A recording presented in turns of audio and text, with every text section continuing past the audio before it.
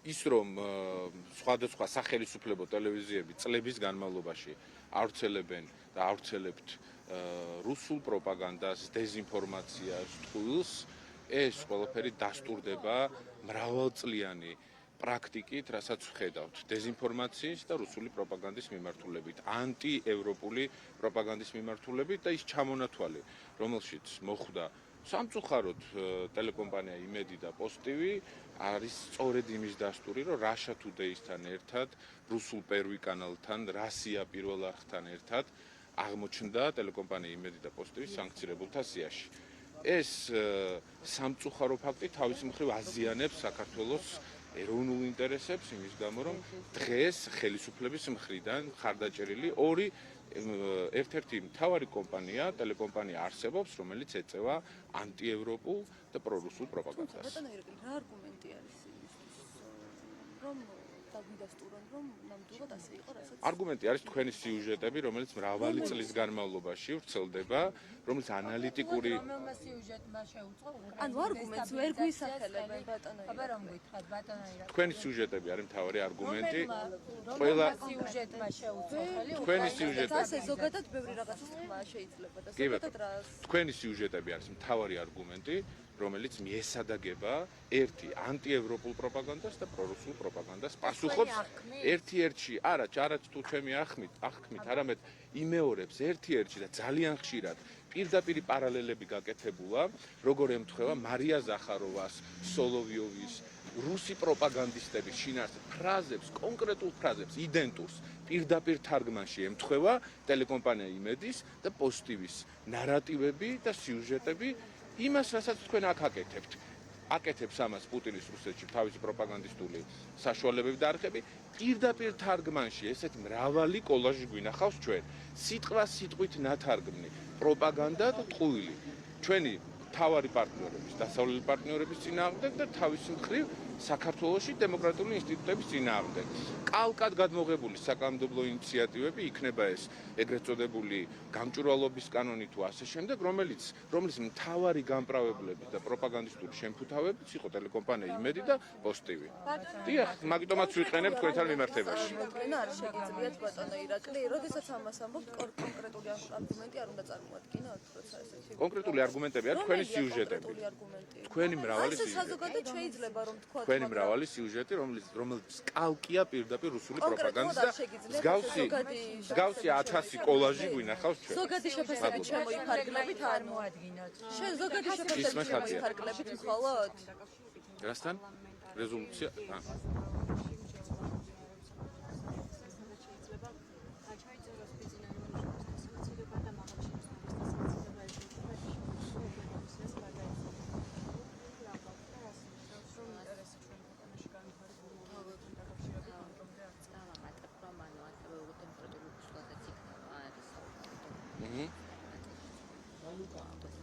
ის რომ ქართული ოცნების და ივანიშვილის პირობებში დემოკრატიული უკუსვა არის ცალსახა საქართველოში, ამაზე მიუთითებს ის რომ უბრალოდ სახელმწიფო ინსტიტუტები არ არსებობს, ივანიშვილი შეუძლია ადამიანები გაიტაცოს სხვა ქვეყნიდან, ჩამოიყვანოს, ჩაყაროს საპატიმროში, შეკეროს საქმეები, შემდეგ გარიგების საფუძველზე გამოუშვას, ბიტკოინებით ივაჭროს, თავისუფლებით ივაჭროს, დევნოს ადამიანები, კალათაში აგროვოს პოლიტიკური ტყვეები და პატიმრები და შემდეგ ამით ივაჭროს, ოღონდ საკუთარი ინტერესებიდან, მერკანტილური ინტერესებიდან გამომდინარე. ივანიშვილმა ეს პრაქტიკა უკვე 13 წლის განმავლობაში დააკანონა და 13 წლის განმავლობაში შექმნა პრაქტიკა, როცა არ არსებობს სახელმწიფო ინსტიტუტი.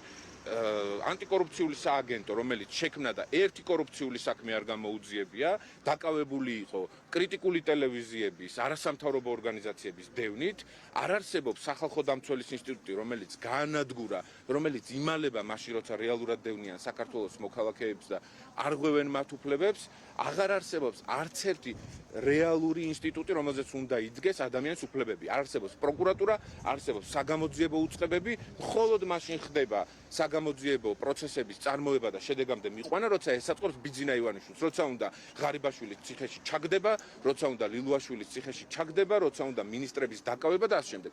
მაშინ როცა ეს არის შიდა პოლიტიკური გარჩევის საკითხი, სხვა დროს სამართლიანობის პირობებში თუ ყველა ყველამ ტევ პირველმა ფორმულამ თითოეულმა მოქალაქემ იცოდა ამ ქვეყანაში კორუფციის არსებობის ფაქტების შესახებ და ეს ფაქტები კიდევ მრავალგზის არსებობს, რატომ არ იცოდა ეს საგამოძიებო უწყებებმა? არა, იცოდნენ, უბრალოდ ხელს აფარებდა ბიძინა ივანიშვილი, სანამ ჭირდებოდა. ამიტომაც ვამბობ, დემოკრატიული უკუსვა არის ფაქტი ამ ქვეყანაში, რომელზეც ვერასდროს თავს ვერ გაიმართლებს ბიძინა ივანიშვილი.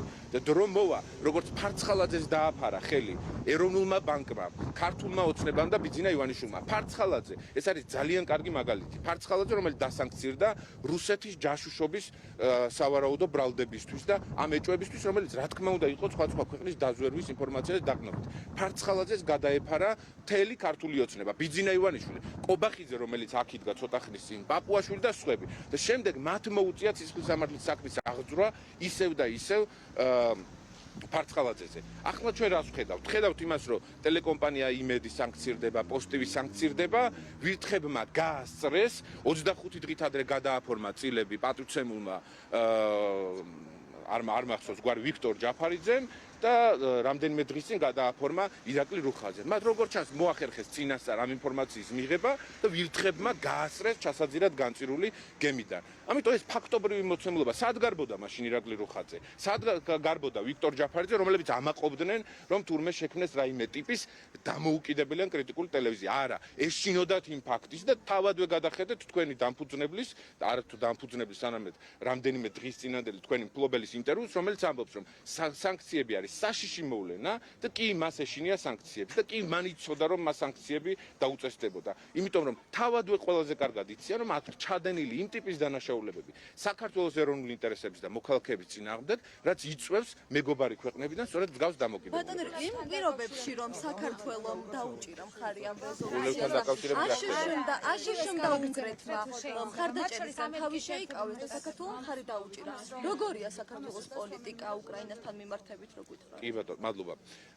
მრავალი თვის განმავლობაში, რაც დაიწყო რუსეთ-უკრაინის ომი, ჩვენ საუბრობთ იმის შესახებ, რომ საქართველო არ უნდა იქცეს სანქციების თავის არიდების შავხრელად და მრავალგზის გავავრცელეთ შესაბამისი მტკიცებულებები და ინფორმაცია იმის შესახებ, სავარაუდო მოცემულობები, რომ ყულევის ნავთობტერმინალი იყო სანქცირებული ტვირთის და ნავთობის გადაზიდვის მნიშვნელოვანი ცენტრი, რაც საფრთხეს ქმნიდა პირველ რიგში საქართველოში ერთ-ერთ ყველაზე მნიშვნელოვანი პორტისთვის, რომ ის გახდებოდა სანქციების რისკის ქვეშ მდგომი პორტი და ეს უკვე დღის წესრიგში დგას. როცა კობახიძე გამოდის და იხვეწება და წუწუნებს იმის შესახებ, რომ ჩვენ გავაგზავნეთ სრული ინფორმაცია ყურლევის ნავთობტერმინალის შესახებ და იმედი გვაქვს, რომ სანქცირებულ სიაში არ მოხდება ყურლევის ნავთობტერმინალი, ეს არის მისი მხრიდან კიდევ ერთი ნიშანი, რომ ხო, დანაშაული სავარაუდოდ არის ჩადენილი და თავის მხრივ კობახიძე ცდილობს ახლა გადაირჩინოს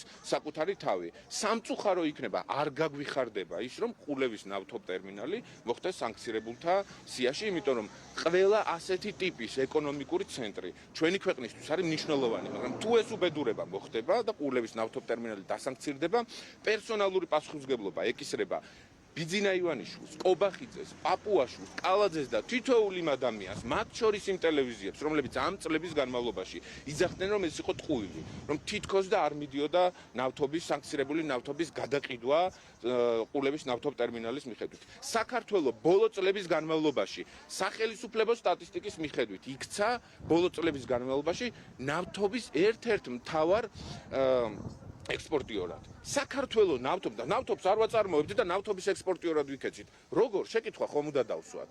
როგორ და ძალიან მარტივად. რუსეთიდან შემოდის სანქცირებული ტვირთი და იმისთვის, რომ აქ ფული გათეთრდეს და დაზიანდეს საქართველოს ეროვნული ინტერესები, ამის პარალელურად ქართული ოცნება ამ საქმეს აკეთებს და აზიანებს საქართველოს, რის გამოც შეიძლება ყურლევის ნავთობტერმინალი დასანქცირდეს. რეზოლუციაზე არ მიპასუხეთ და გავაგრძელებთ ის უკვე იმ პირობებში, რომ აშშ-მ და უნგრეთმა თავი შეიკავეს მხარდაჭერისგან საქართველოს მხარი დაუჭირა.